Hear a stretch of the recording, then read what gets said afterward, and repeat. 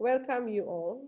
And today I will be just here hosting these two outstanding people so that we will be sharing our personal stories, what we have done for the actually for the youth field, and then what has come and how many lives we have touched so far, and what was the outcome of this cooperation, and also the main challenge was the cross-sectorial cooperation. Therefore, I would like to at first thanks to them.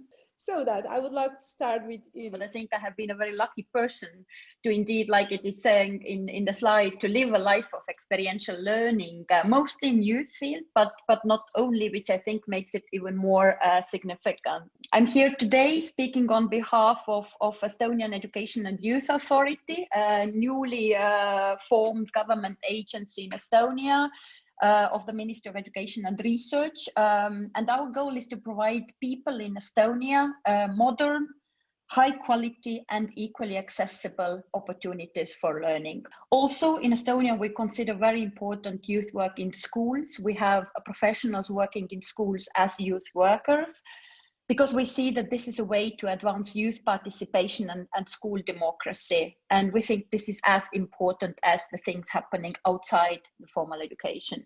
So it is no doubt that learning takes place outside formal education institutions, and the things happening there can be a very rich source of human capital. And I believe that recognition of non-formal and informal learning makes this human capital more visible and more valuable to society at large as well. It shows us that in Estonia, as much as 87% of young people who participate in youth work, they are very satisfied with their experience. So I think this is another important element. And what we consider equally important is that decisions are made together with young people. Of course, this is one part of the overall practice, what happens in youth field. But this is one of the processes where experiential learning may play a significant role. How we are empowering our young people for a positive societal change.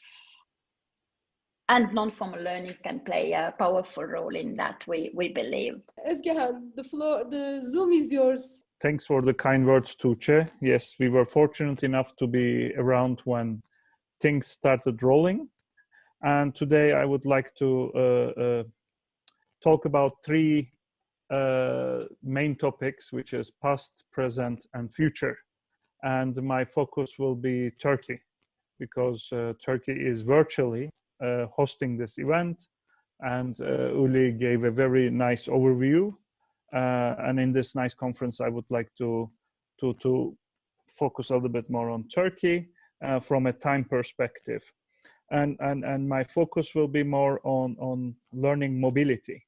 But also we have evidence that learning mobility in Turkey contributed a lot to non-formal and informal learning, especially international learning mobility.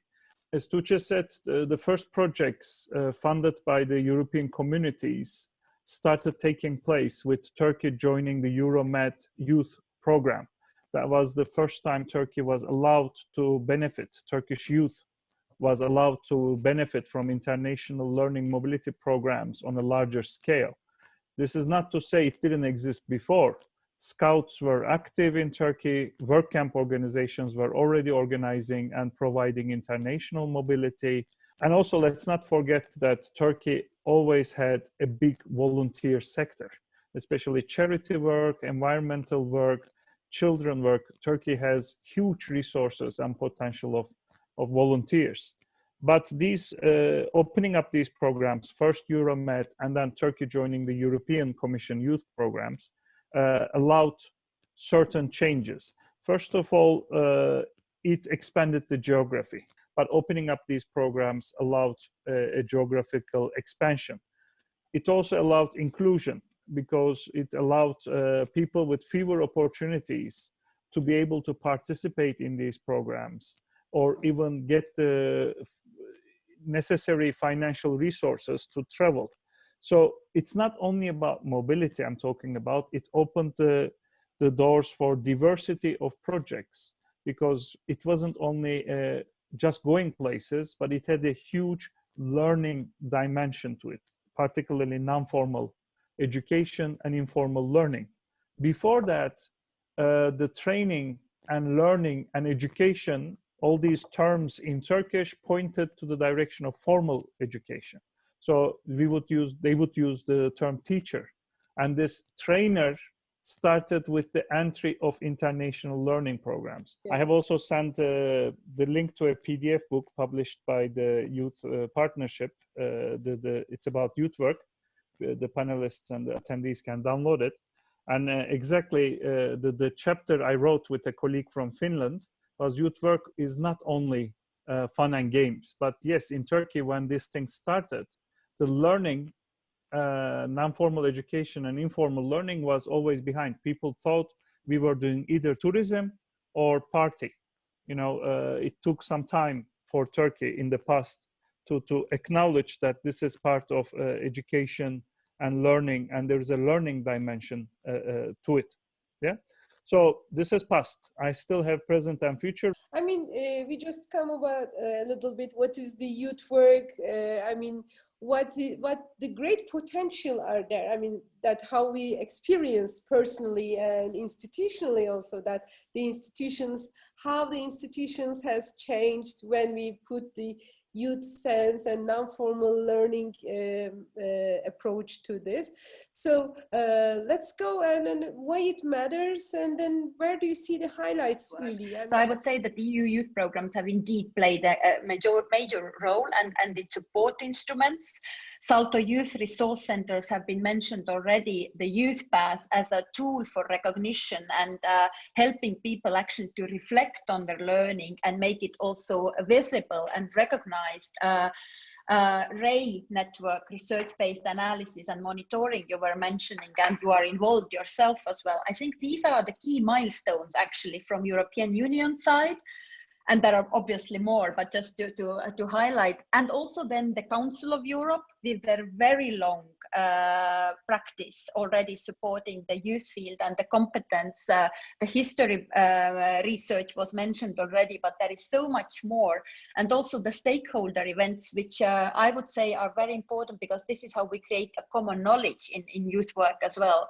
About present, yes, it's about two issues, which is recognition and quality. So society level is increasing. In the past, when we were students, if I wanted to go to a project, youth work project, I either had to lie to my instructors in the university, or I had to pamper and decorate it, saying, no, but it's about European Union, I'm a political science student, so I have to go. I had to formalize it. But now, times have changed. I am the instructor, so the moment somebody tells me I'm going to a youth exchange, I say, good, write me a summary when you come back, you know. But it changed from punishment to permission, and now slowly getting recognition, as Tuğçe said. Society level is increasing. Also react to was actually that when you mentioned before that there has been a huge shift of paradigm, I think this kind of impact has to happen in all levels. And when I was saying before, more maybe about the very structural or strategic outlook, I would say that some of the things which I would see are even as important would happen in the practice. And here I could easily refer to the work what we have done, for example, in Estonia in the years 2004 to 2007. We were running a specific pilot program on initiating non-formal learning in prisons. And I was myself working with that. And I must say that this has been one of the most exciting things I've ever done in my work. Although I must say that I have had a very exciting professional career as such. But this has definitely been something which was revolutionary new, it was revolutionary hard, and it was revolutionary rewarding both for the young people who participated in this project or program, and also for the ones who worked for it. And methodology, Ülly said, sufficient enough. I will not get into it, but that's another issue that is on the on the agenda now of present in Turkey, the quality. And how do we assess quality? Because the moment we ask for recognition, we have to present some kind of guarantee on the quality of it. And that was especially political and formal recognition. A quality assessment is necessary. The links we shared, there is quality handbook on learning mobility is there. How do you assess the learning? And evaluation, monitoring, and impact analysis are extremely necessary. Extreme focus is on formal education and schooling. Kids don't go to school and they're worried about Matthew effect. They won't be able to read and multiply the fundamentals. But what about transitions? Starting to school is also transition. My favorite Italian philosopher, Giorgio Agamben, wrote this paper that universities must open no matter what. And I think the youth work should be talked about, and forms of discussion or forms of survival must be discussed as much as we're discussing formal education. But for sure, what we would say from Estonian perspective, that first of all, we should listen to young people more. And I think this is one of the experiences from the pandemics as well, that indeed we efforted so much on the life essential services, and which is also understandable. But we didn't really put much effort on asking young people how they would prefer to be engaged and the solutions be found. And this is one of the core of the youth field. So we think this is something which has to be enforced now in new situation as well. And more synergies between different policy domains, as I referred before. This is clearly something we think which has to be happening now, that we will not only look at learning in schools, but we will look at learning from the point of view of the learner, and then it can happen whenever, in whatever formats, what is most suitable for this person.